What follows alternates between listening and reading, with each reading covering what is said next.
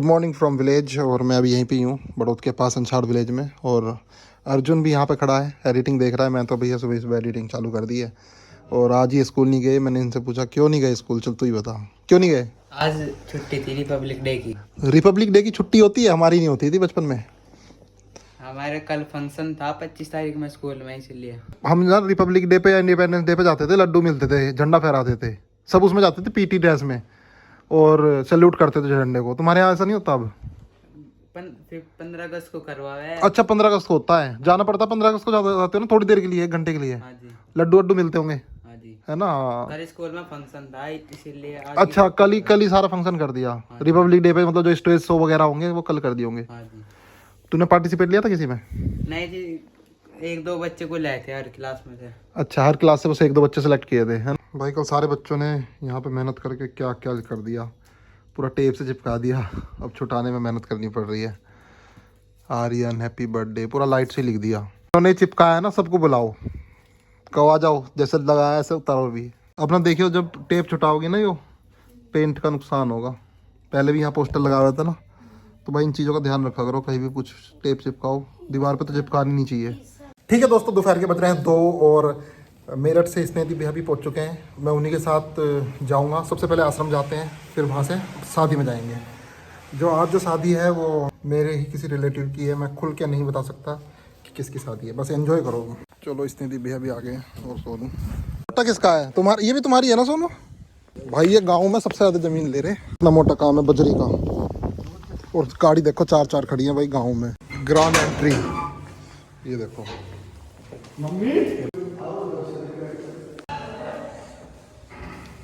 चलो भाई टेरेस पे चलते हैं। इसको क्या बोलते हो तुम? टेरेस?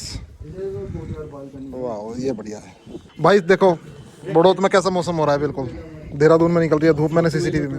अच्छा वहाँ पे है ना, हाँ वो तो पता है मेरे को। अब ये हम ऐसे ही जाएंगे भाई सोनीपत।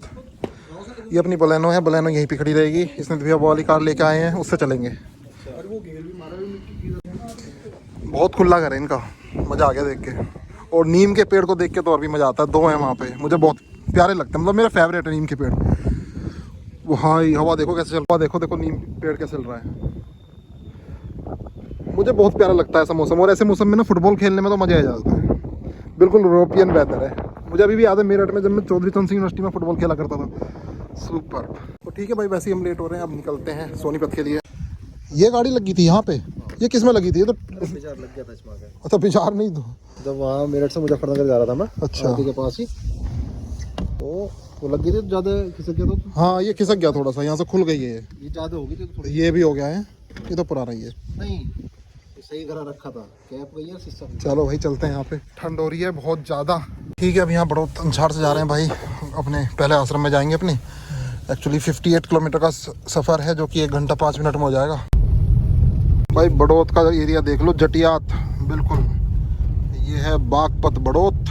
और भाई गन्ने हो रहे हैं, अभी छुलाई चल रही है। और यहाँ का सर्दियों का मौसम यही रहता है यहाँ पे, सर्दियों में ज़्यादातर कोई धूप नहीं है, कोई कुछ नहीं है, पूरा दिन ऐसे निकल जाता है बिना धूप आए हुए। गद्दड़ घूम रहा है देखो सामने, वाइल्ड लाइफ दिखी है भाई। गद्दड़ है, एकदम से मुड़ जाएगा, मुड़ गया मुड़ गया मुड़ गया मुड़ गया। मज़ा आता है वाइल्ड लाइफ देखने में। क्या इधर दिखाई देगा? घुस गया अंदर घुस गया। एक बार हम रात को आ रहे हैं यहाँ पे 2 बजे, नील गाय दिख रही, गद्दड़ दिख रही, पता नहीं क्या क्या दिख रहा था। अच्छा इस गाड़ी में बैठ के पता चल रहा है बलेनो इससे बहुत कंफर्टेबल और लग्जरी है। काफ़ी स्पेस है, काफ़ी बड़ी सी। और जब चलती है तो इतनी आवाज़ भी नहीं करती। और मतलब इसमें थोड़ा सा हल्का सा महसूस भी हो रहे हैं, उसमें महसूस नहीं होते। अभी तो 22,000 चली है और 1 साल ही तो हुआ। इसको कितना टाइम हो गया? 22 हो गए, 4 साल बाद, मार्च में 4 साल। 4 साल हो गए होंगे। हाँ भाई अंतर तो है। 1 लाख किलोमीटर चल चुकी है। और 1 लाख चल चुकी है, ये भी है। पहुंच गए हैं।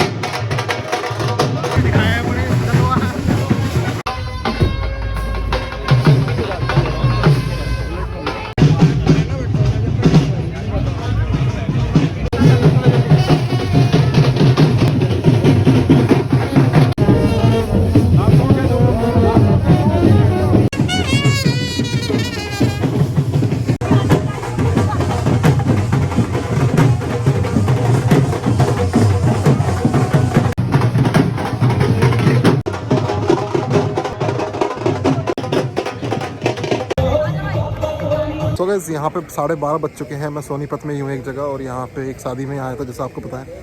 और शादी तो ऑलमोस्ट हो गई है, सब खड़े हुए हैं, बस फेरे वगैरह हो रहे हैं।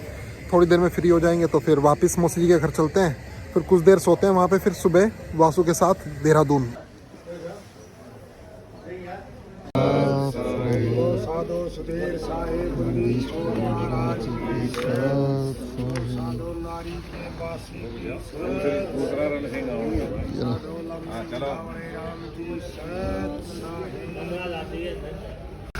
ठीक है भाई, 2:40 हो गए और अब विदाई हो रही है यहाँ पे। ऑलमोस्ट 4 बज गए हैं और 5 मिनट में गांव में पहुँच जाएंगे, वहीं मौसा जी के यहाँ पे। और फिर सोएंगे भाई कम से कम 4-5 घंटे, जब जितना भी नींद आएगी। और फिर उठ के फिर मैं देहरादून, इसमें भी मेरठ। इधर ना नील गाय भी बहुत हैं, जो भी देखो लोगों ने क्या कर रखा है ना, पूरी बाड़ा ईख में भी तार लगा रखे हैं भाई। हम बड़ी मुश्किल से जा रहे हैं, पानी पी पी के बार बार नींद आ रही है दोनों को। और क्योंकि ये जो टाइम है ना 4 बजे का, ये सबसे खतरनाक होता है ना। 4 बजे के बाद अगर कोई जगह हुआ है, 4 बजे के बाद नींद आती है खतरनाक वाली। अभी आपको मेरी बोली से भी पता चल रहा होगा कि किस हिसाब से मैं बोल रहा हूँ। बिल्कुल बोलने का मन नहीं कर रहा। A few moments later. Good morning from village. तो रात भाई हम यहाँ पे पहुँच गए थे, सो लिए हैं 3-4 घंटे। और वो यहाँ पे ना आज इतना अच्छा मौसम है गाँव में कि सुबह ही 8:30 बजे धूप निकल चुकी है। वाह, सर्दियों वाली धूप ये है। कई दिनों से धूप नहीं थी बिल्कुल। कितना मौसम ख़राब था, कितनी ठंड हो रही थी कल रात भी, पर आज राहत मिलेगी इस इलाके में। और अभी एक गांव में एक दुकान पे जा रहे हैं, आपको भी दिखा देता हूँ गांव की दुकान। सब्सक्राइबर है, कमेंट करते हैं भाई जो स्ट्रीट डॉग होते हैं ना, इनकी लाइफ दिखाओ, इन पे ज़्यादा फोकस किया करो। तो भाई जितना पॉसिबल होता है मैं इनको दिखा देता हूँ, वरना अब नेक्स्ट एक वीडियो ज़रूर बनाऊँगा जब मैं जाऊँगा मसूरी माल रोड पर भी। और जो जितने भी डॉग दिखेंगे सबको दिखाऊँगा, उनकी सारी हरकतें नोट करवाऊँगा। अब ये गाँव में आ गया एक चौराया। किधर पड़ेंगी यहाँ की दुकानें? राइट, एक बोरी दुकान सामने है। ऐसा लग रहा होगा कुछ। चलो तो फिर और आगे चल रहे हैं। एक्चुअली हम एक दुकान देखने जा रहे हैं, कुछ चॉकलेट वगैरह लेनी आ रही है अर्जुन के लिए। ये देखो इधर कैसा माहौल है। नीम का पेड़ और नीम के पेड़ की छाँव बहुत अच्छी लगती है मेरे को। इन पिल्लों को देखो, इनकी माँ है कहाँ है। अरे अरे अरे अरे अरे अरे अरे नहीं नहीं नहीं नहीं नहीं, गिर जाएंगे। मुझे देख के देखो कैसे कर रहे हैं। सब गांव के भाई अलग अलग नक्शे हैं, अलग अलग रंग रूप हैं, अलग अलग कदकाठी आदमी। अब मैं अगर ये इमेजिन अपने मामा जी के गांव में करूं तो ऐसा नहीं मिलेगा, इस तरह से लोग नहीं मिलेंगे चलते, वो थोड़ा सा खाली रहता है। और ये देखो बुढ़ा हुक्का, ये वाला घर देखो भाई, ऐसे बच के भी चलना पड़ता है यहाँ पे। और नाली से पानी से भी बचना पड़ता है। गांव में दोनों तरफ नाली होती है, इस घर का पानी इधर आएगा, इस घर का इधर आएगा। तो इधर की थोड़ा टूट गई है तो सड़क पे आ गया है। बस गांव में यही प्रॉब्लम होती है ना सीवर की, बाकी तो और तो कोई दिक्कत है ही नहीं, खुले में चलता है पानी। और 2 डॉग और मिले गाँव में, एक वो एक ये। इसकी लाइफ ऐसी है, कोई एनजीओ नहीं है, अगर कुछ हो जाता है तो भाई फिर ऐसे ही रहते हैं ये। Back to home.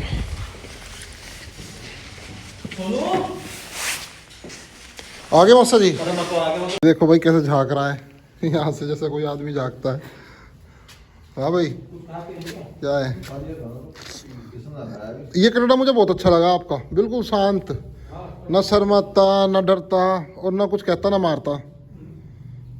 कैसे भी हाथ फेर लो, ऐसा उनका था तेलीपुरे में ना मामा जी करके, वो मर गया ठंड में। ओके, छोटा सा था उनका, एक मर गया ठंड में। अब कहीं वाला घर भी खरीद रखा है भाई इन्होंने, मौसा जी ने। और भाई पूरा खंडर हो गया, बहुत पुराना घर है। मेरा तो मन कर रहा है इसको रिनोवेट करा के दोबारा से टूरिस्ट के लिए होम स्टे बना दो। और ये मौसा जी का घर है, जैसे पुराने घर हुआ करते थे ना, बीच में ऐसे चबूतरा से छोड़ देते थे, चारों तरफ घूमते रहो और यहाँ से दिखता रहता सब कुछ। किचन वहाँ पे हारा रखा है, इधर का कमरा।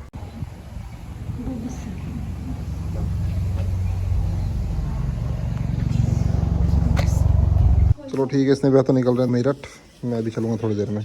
तो इसने भी अभी निकल रहे हैं मेरठ। हम ये कल रात आए थे, कल शाम को आए थे हम शादी में एक साथ, हम इसी कार से गए थे। और बस अब ये मेरठ निकल जाएंगे, कुछ देर में हम देहरादून। चलो ठीक है, ओके ओके। चलो ब्रेकफास्ट करते हैं यहाँ पर धूप में बैठ के। ये कहाँ का है साग? खेत से लाए अभी?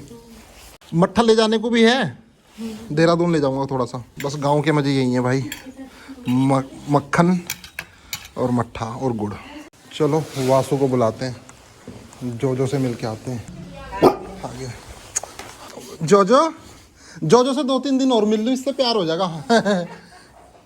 फिर तो इसे लेके जाऊंगा मैं। भाई देखो ये वासु के घर पे जोजो है, कितना मज़ा आ रहा है इसके साथ खेलने में, छूने में। और इसके इतने बाल भी नहीं झड़ रहे, देख थोड़े बहुत ही लगे हैं, ज़्यादा नहीं लगे। और माइलो के तो इतनी देर में बुरा हाल हो जाता। और देखो इसे छू सकते हैं, खेल सकते हैं, प्यार कर सकते हैं, हाथ लगा सकते हैं, लेकिन माइलो को तो ऐसा कुछ नहीं कर सकते। हाँ ठीक है मौसी, नमस्ते। चलो करने ले जाते हैं गांव से 1 बज गया यार यहाँ से निकलते निकलते। एग्जैक्ट 1:30 बज रहा है, बाहर 18 डिग्री टेम्परेचर हो गया है। और अब हमने जर्नी स्टार्ट कर दी है वापस देहरादून के लिए। बस कार में मैं और वासु ही हैं। इतना अच्छा खुला दिन है, मजा आ रहा है देखने में। तो हम भी रास्ते में मिलेंगे तो चल दिए, मैं 12 पे आ लिया, मैं अभी निकल गया। खेत कितने प्यारे लग रहे हैं, मजा आ रहा है देखने में। बस वसंत ऋतु आने वाली है। बामनोली 2 किलोमीटर। अभी मधुमक्खी का एक ग्रुप आया पूरा, और हजारों मधुमक्खी आती, पूरा इसमें टकराई। मैं इमेजिन कर रहा था अगर बाइक पे होता तो क्या हाल होता। हाईवे पे बसा हुआ एक गांव आ गया है। ओ भाई पूरा ही ट्रक पलट गया, ओवरलोड था या दारू पी रखी थी, कुछ ना कुछ तो कारण रहा होगा। आजकल बारात का सीजन चल रहा है तो जगह जगह मंडप लगे हुए हैं। भूख तो नहीं लग रही वासु? नहीं तो मस्त खा के चलते, कपड़े तो पहन रखे ही। Welcome to Uttarakhand. पहुंच गए भाई यूपी से उत्तराखंड। मैं गुरुकुल नारसन में हूँ, अभी थोड़ी देर में रूट किया जाएगा, फिर हरिद्वार। ऋषभ पंत का जो एक्सीडेंट हुआ था ना, वो यहीं कहीं हुआ था, रेलिंग में टकरा के, और सीसीटीवी में भी कैद हुआ था। तो यानी कि सीसीटीवी तो कहीं मार्केट में ही लग रहा होगा। देखते हैं, हम कोशिश करते हैं वो जगह स्पॉट करने की जहाँ पे ऋषभ पंत का एक्सीडेंट हुआ था। देखते हैं कहीं दिखेगा तो। और भाई गाड़ी की स्पीड इतनी तेज़ थी कि उस तरफ पहुँच गई थी कार, इसमें रेलिंग में टकरा के। ऑलमोस्ट हरिद्वार में एंटर हो गए हैं और मोतीचूर का गेट भी आएगा, वहाँ भी हल्की सी गाड़ी में स्टॉप करके देखूंगा क्या चल रहा है, रोहित भाई हैं वहाँ पे या नहीं है। और अभी रोहित भाई ने मुझे वीडियो भेजी थी कि जो मोतीचूर का गेट है ना, उसके बराबर में जहाँ पे एंट्री करते हैं वहाँ पे हाथी आए हुए थे बहुत सारे। और क्योंकि गर्म माहौल था, काफ़ी गर्मी हो रही थी बारिश से पहले, तो उस टाइम ना वो थोड़े से इधर उधर भागते हैं, तो निकलते हैं जंगल से बाहर। तो वैसे तो अभी भी 22 डिग्री हो रहा है, आज भी हल्की सी वो है, मतलब गर्मी सी। अब देखते हैं क्या हाथी आए हुए हैं बाहर या नहीं है, मिलते हुए चलेंगे। क्या भाई मोतीचूर का गेट, काफ़ी मेरे बहुत सब्सक्राइबर यहाँ पे सफारी करते हैं, मैंने बहुत लोगों को कराई है। भी किसी को करनी है ना भाई मोतीचूर गेट पे सफारी, तो डिस्क्रिप्शन में लिंक है, आप कर सकते हैं, मैं करवा दूंगा, बहुत ईजी है।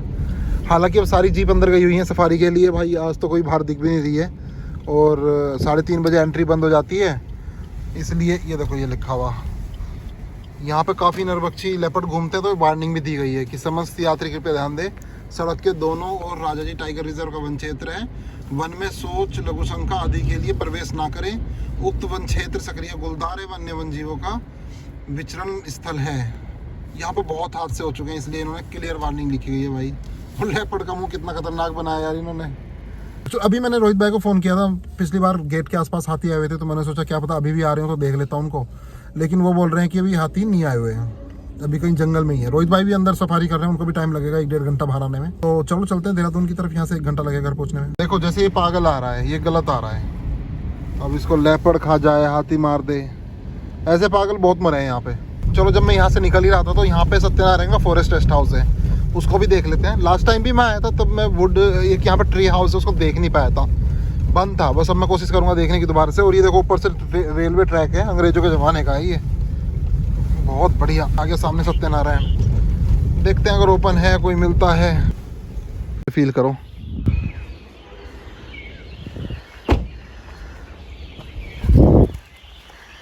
भाई, गोडरेज कितना बेहतरीन है। चलो चलते हैं सत्यनारायण फॉरेस्ट रेस्ट हाउस है, ट्री हाउस में चलते हैं। सत्यनारायण FRH अभी तो फ़िलहाल ये क्लोज्ड है, पहले बहुत टूरिस्टों ने इसका लुत्फ़ उठाया है, लेकिन अब ये बंद है। तो चलते हैं, बहुत आराम से चलना पड़ेगा क्योंकि इस पर कोई जाता नहीं है, और मकड़ी वगैरह भी हो सकती है। अच्छा, इसमें अंदर जाने का रास्ता नीचे से ही है। हाँ, क्योंकि बहुत छोटी जगह है ना, बहुत कॉम्पैक्ट है। पेड़ तो मजबूत है ना, पेड़ तो अभी सूखा नहीं है, पेड़ तो गीला है। और भाई देखो किस तरह से बनाई हुई है ये, इस तरह से मतलब मॉडिफाई किया गया है, पिलर इसी के ऊपर टिकाए गए हैं ढंग से काट के।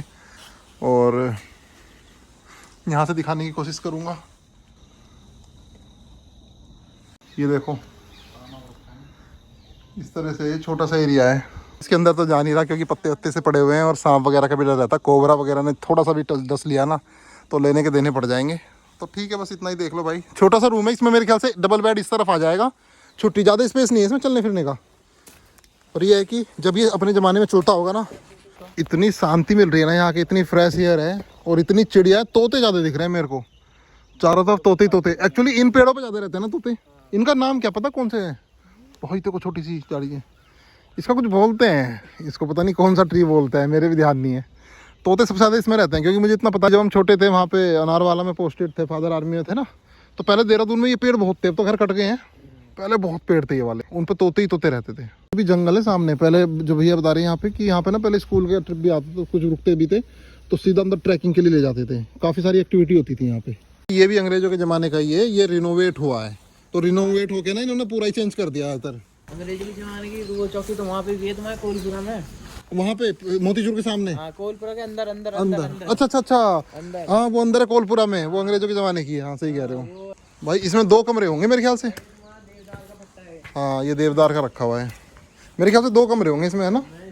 अरे गिलहरी मर गई, फंस गई बेचारी, है निकल जाएगी। ये कैसे बैठी है? नहीं जिंदा है। क्या कर रही है भाई? फॉरेस्ट में यही तो चीज़ें देखने को मिलती हैं भाई। अब देख वो अंदर फंसी हुई है ना, ये निकल जाएगी। निकल गई। अरे इधर बता भाग गई, कितनी तेज भागी भाई। क्या मज़े ले रही थी यहाँ पे, उसे पता कोई आता ही नहीं है। कोई कैप्चर कर सकता था आराम से इसको, पर फ़ायदा नहीं है ऐसी हरकतें करने से। तो भाई अभी ना इसका लॉक लगा हुआ है, तो इसलिए यहाँ अब पर्दे भी लगे हुए हैं, इसलिए मैं यहाँ से देख भी नहीं सकता कैसा है। देवदार के वुड के इसके वो है। अरे वाह देखो कितनी प्यारी है, मेरी फेवरेट है ये वाली आवाज़। ये किस चीज़ का पेड़ है? इमली का है क्या? पता नहीं कौन से पेड़ है, तो यार ये भी नहीं भाई अलग अलग पेड़ है, मेरे को तो मज़ा आता है इन चीज़ों को देखने में। हाँ ये तो बहुत प्यारा पेड़ है, चिड़िया बहुत पसंद करती होंगी इसको। वाह सुपर भाई, वाह वाह। और क्या चाहिए? ये आवाज़, ये जंगल, ये पेड़, ये शांति। ये देखो फिशिंग बंगला। अच्छा इसको फिशिंग बंगला बोलते थे सत्यनारायण। स्थापना वर्ष 1950 में, मतलब देश आज़ाद होने के बाद इसकी स्थापना हुई थी।